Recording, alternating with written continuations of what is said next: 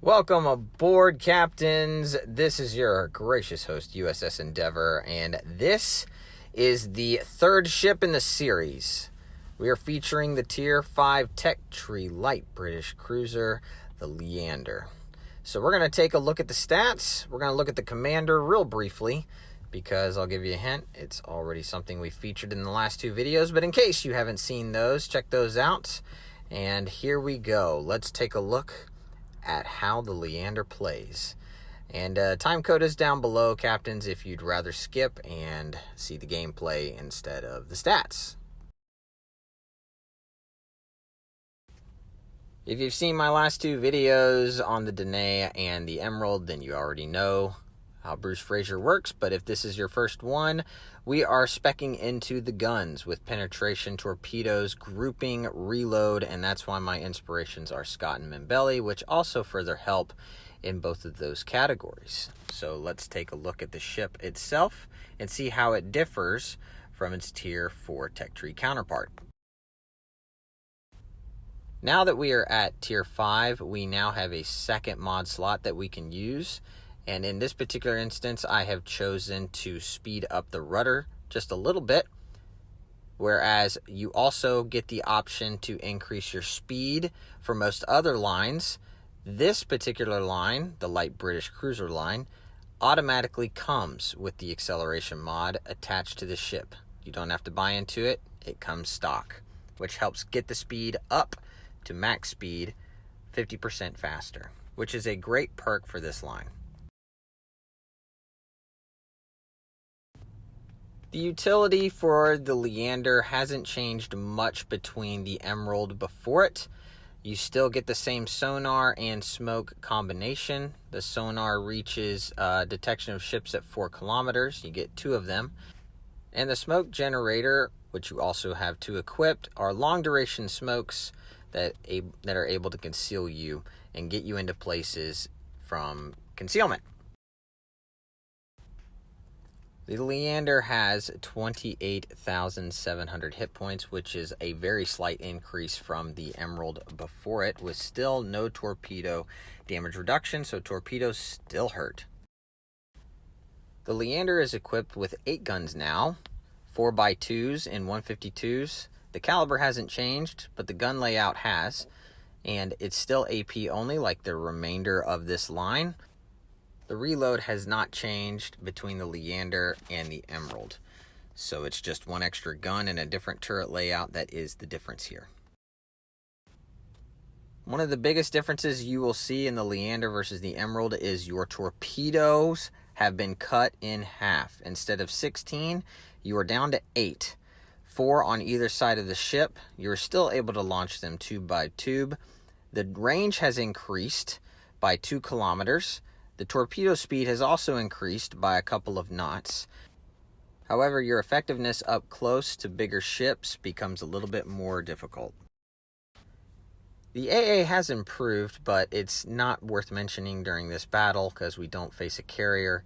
The maneuverability, your speed, has increased. The turning circle radius is the exact same as the Emerald. And your rudder shift time, because of the mod that we equipped in the second slot, has gone down by a little over 1 second. So the differences are not that much, but they are noticeable. The Leander's detection by sea is 10.4 kilometers. The Emerald had a 10.1, so you lose about 0.3. Not that big of a deal, but it is slightly worse. And your detection while firing in smoke is at 5 kilometers as opposed to 4.9 in the Emerald, so it's virtually identical. There's not much of a difference here. You still need to stay concealed because you are very susceptible to getting whacked. The biggest difference that you will notice with the Leander's armor scheme is that it no longer has an icebreaker at the waterline. It's not heavily armored anywhere now on the bow and stern, which can actually be a benefit because overpenning now becomes more of a possibility when bigger ships with larger caliber guns hit your bow. As long as they hit it broadside on near the front or stern and not near the citadel, it can pass right through to do actual minimal damage. However, if anything can hit you broadside at your citadel, which you can see right here, it does not extend as far as you might think. It's literally in the middle of the ship, whereas most cruisers' citadel starts at the front turret and extends all the way towards the back turret, which, to be honest, would extend pretty much the entire length of this ship. It doesn't cover over any of the turrets at all. So hitting literally in the middle of the ship is the only chance you have at citadeling this thing. So even though the armor looks weaker, it actually can be a benefit if you know how to play it. So we are on the map Sleeping Giant, and I don't know why I didn't do this, but I never do look at the layout of the teams, but just know that we are bottom tier. We're in a tier 5, tier 6 match. I am in a division with my 2 division mates, USS Rooster and USS Rogue, who are in the T-61 and California, respectively. And this, I gotta be honest, is a map that I'm not fond of for a couple of reasons.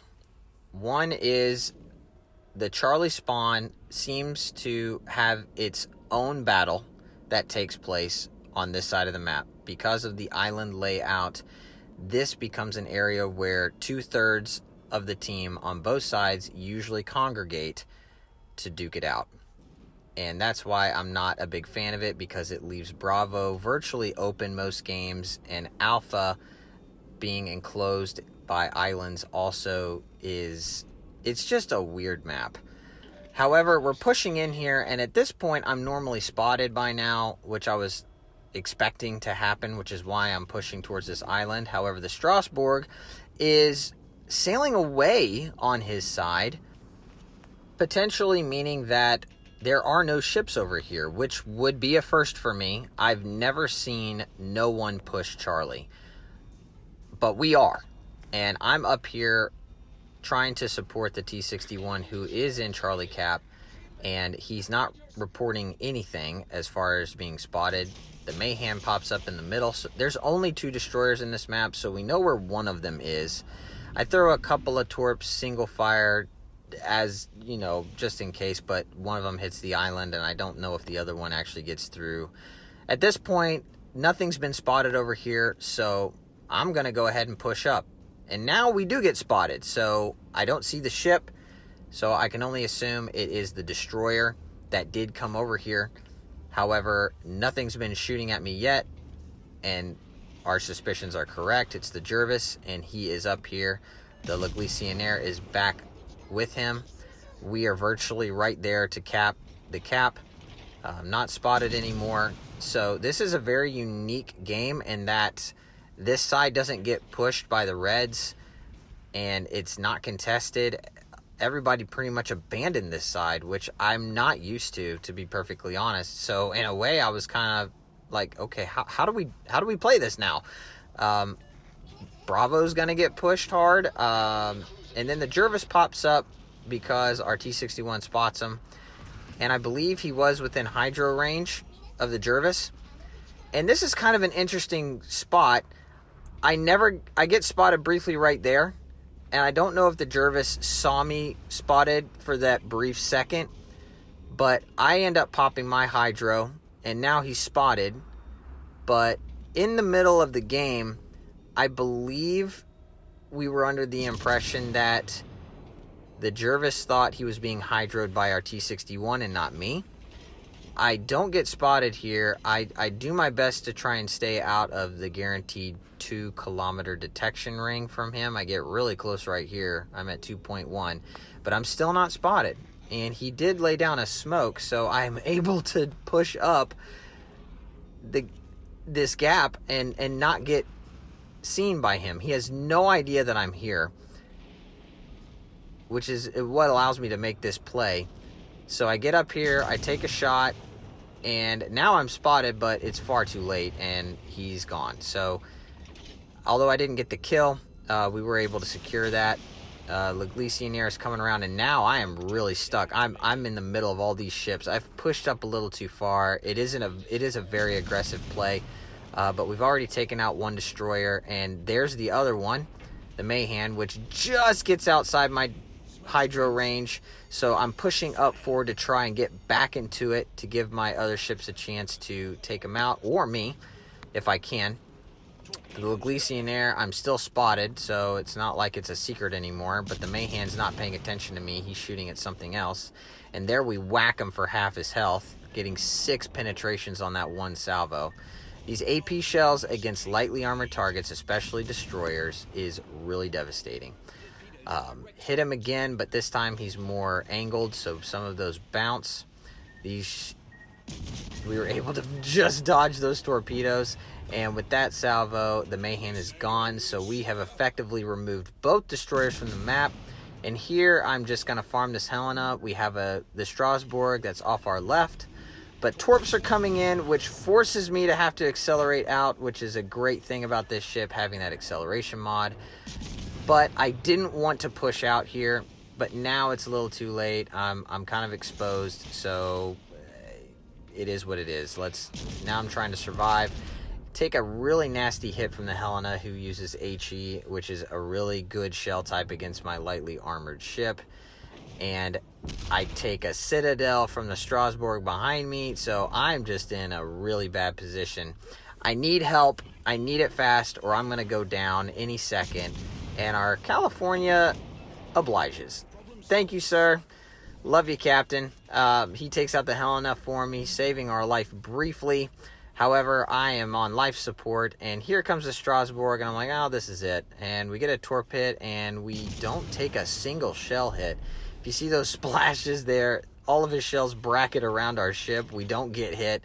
So we've got a flood on the Strasbourg. It is going. It's ticking down, although I think he's going to get another salvo off. And, oh, he's so low. And I'm like, oh, please die, please die. He does, but he takes another hit. We survive again somehow. But then the Colorado, who's behind the island, gets a cheeky secondary kill on me. And we're done. It's just hilarious in that I don't die to the Strasbourg's main batteries. I survive somehow, yet I get taken out by a puny little secondary from the Colorado. Well, they're not puny, but you get what I'm saying.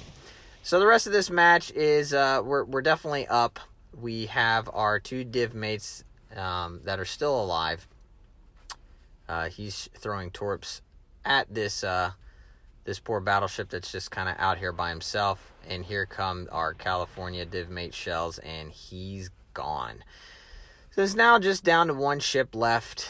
And that's the Gneisenau, who is going to torpedo the last remaining Colorado.